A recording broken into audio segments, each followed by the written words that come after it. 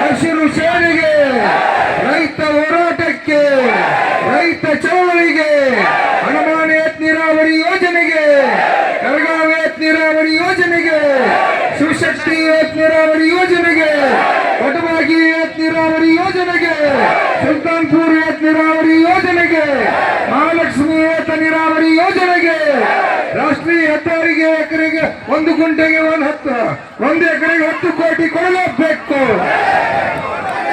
ರಾಷ್ಟ್ರೀಯ ಹೆದ್ದಾರಿ ಪರಿಹಾರಕ್ಕೆ 1 ಎಕರೆಗೆ 10 ಕೋಟಿ ರೂಪಾಯಿ ಪರಿಹಾರ ಕೊಡಲೇಬೇಕು. ಕರ್ನಾಟಕ ರಾಜ್ಯ ರೈತ ಸಂಘಕ್ಕೆ, ರೈತ ತಾಯಂದಿರಿಗೆ, ರೈತ ಮಕ್ಕಳಿಗೆ, ಪರಮ ಪೂಜ್ಯರಿಗೆ